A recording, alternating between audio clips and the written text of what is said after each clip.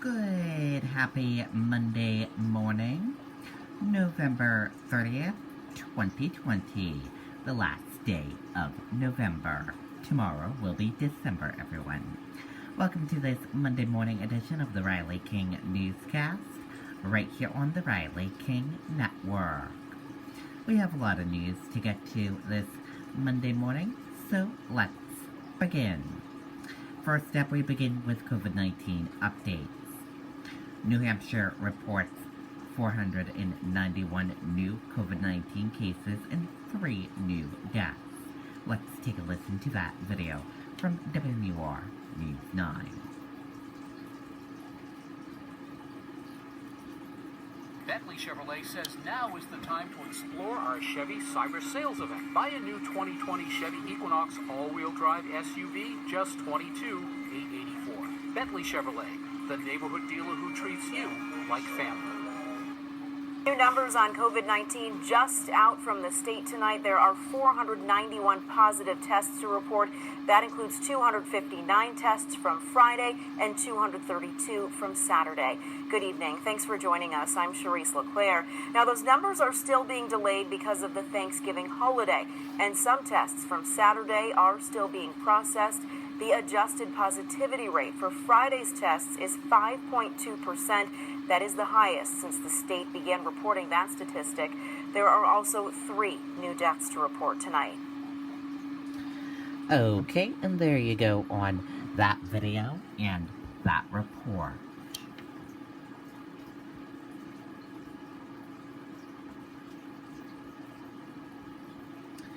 And now let's take a look at your coronavirus in New Hampshire key information and data. Let's take a look at that right now.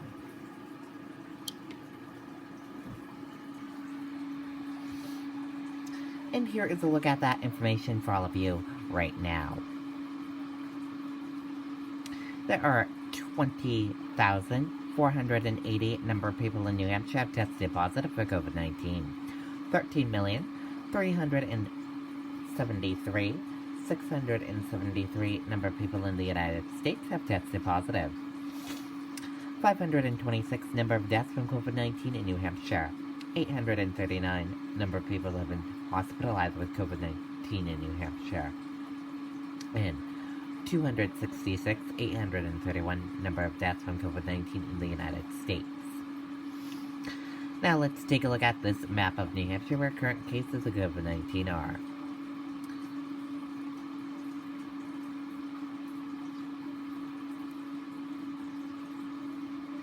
In Manchester, 973. Let's take a look at this map of New Hampshire where total cases of COVID-19 are. Manchester, 3776.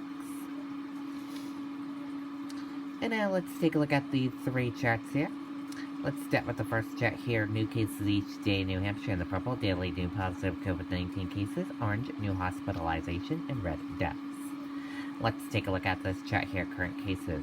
In the purple, total current COVID-19 cases. In orange, current hospitalization. Let's take a look at this chart here. Total cases in the purple, total positive COVID-19 cases. Orange, total hospitalization. Red, deaths. And blue, recovered. Let's take a look at this chart here. Positive PCR test rate and daily PCR test. Let's take a look at this chart here. Age group of cases, female and male of cases, and risk information. Let's take a look at this chart here. Infections, hospitalizations, and deaths. And let's take a look at this chart here. Deaths, percent of New Hampshire population, race/ethnicity of cases, and hospitalizations. And a reminder, your common symptoms: fever, lack of smell, cough, chills, difficult breathing, nausea, vomiting, and diarrhea. How it spreads, and prevention tips. And be sure to stay with the Riley King Network for the latest of your COVID-19 information. Bedford police warned of package thieves this holiday season. Let's take a listen to that video from WMUR News 9.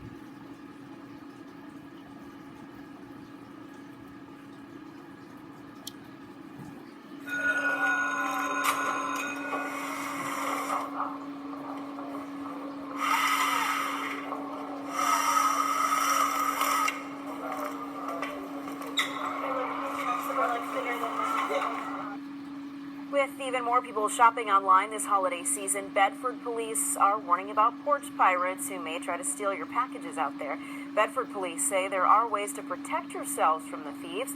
They recommend getting the packages delivered to your work or arrange to pick them up at your local post office. Signature confirmations can also help. Just ask the courier to put in a specific spot out of plain view. That's mostly what, these people who steal things, they're driving through the neighborhoods and they just happen to see a package there and it's a prime opportunity. And if you can put it out of plain view, that deters them a little bit. Now, if you see someone suspicious taking packages, police say to give them a call with that person's description. Okay, and there you go on that video and that report. Good information and tips there. New Hampshire Fish and Game don't rely on phone maps while hiking. New Hampshire Fish and Game Department is warning hikers not to rely on cell phone mapping apps for wilderness navigation after 2 individuals got lost in the woods. According to the department, a mother and daughter from Massachusetts were hiking in the mountains near Tamworth Saturday when they became lost. The 2 women had been using a mapping application on their cell phone. They called for assistance and officials were able to help them find the trail. While the incident ended safely, authorities said they've seen an increase in number of hikers who get lost while using their smartphones to navigate. In a statement, the department warned that map apps often contain errors and won't work in areas with poor cell phone service. The department advised hikers heading into the wilderness to bring a paper map, a handheld GPS unit, and a compass.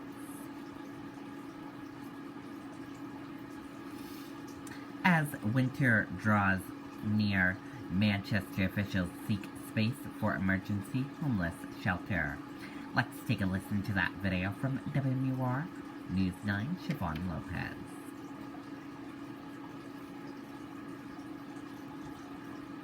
Fall home improvement season is taking off at Bell-Tate's Building Supply. From building materials to tools, paints, and everything else you need, we'll make fall home improvements a breeze. Shop online at belltates.com. Visit one of our 9 locations or place your order via phone or email.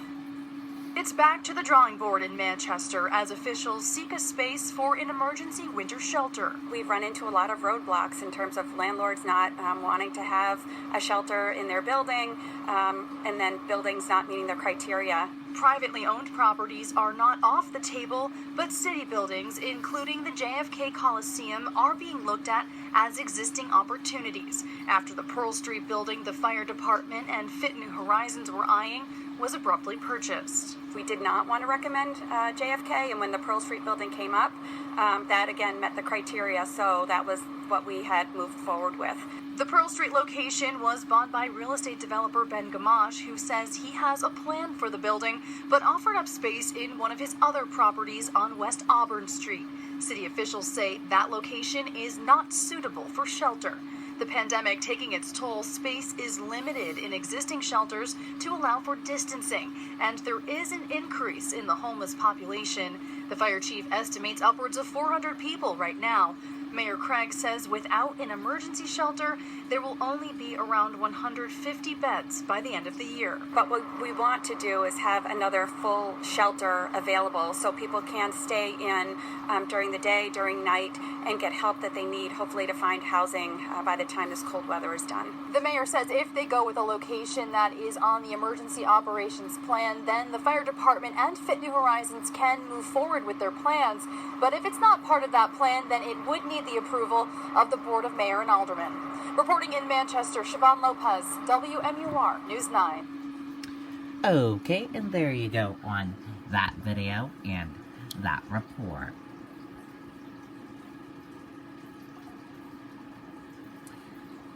State monitoring for post-Thanksgiving jump in cases.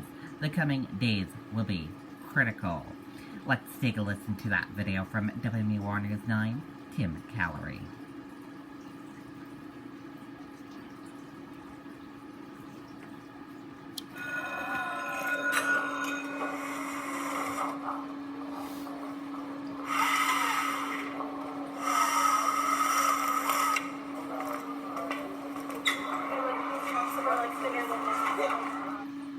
The Thanksgiving holiday has come and gone. Now the wait begins. We know the incubation period for COVID-19 is anywhere from 2 days to 14 days. Dr. Beth Daly is the chief of the Bureau of Infectious Disease Control for New Hampshire.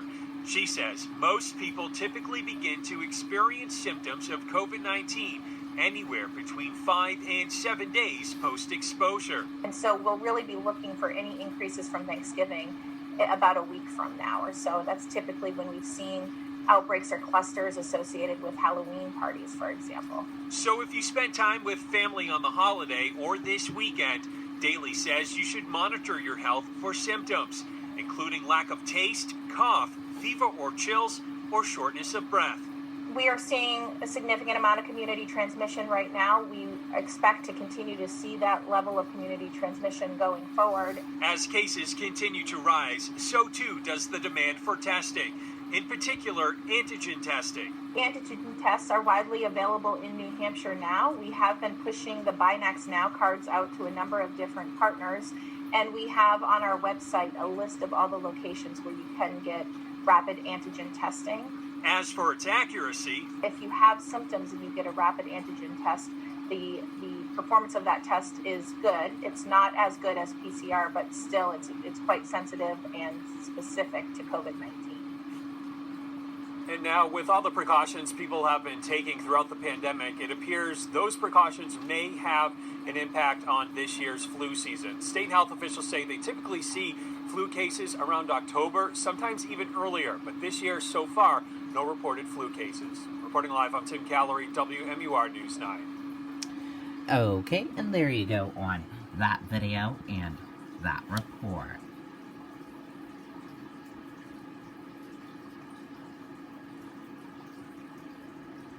Take a look at this photo right here.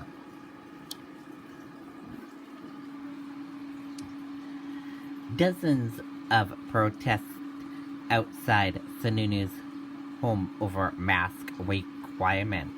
Protesters upset over Governor Chris Sununu's statewide mask mandate demonstrated outside his home for the second weekend in a row. Their message, "We will not comply."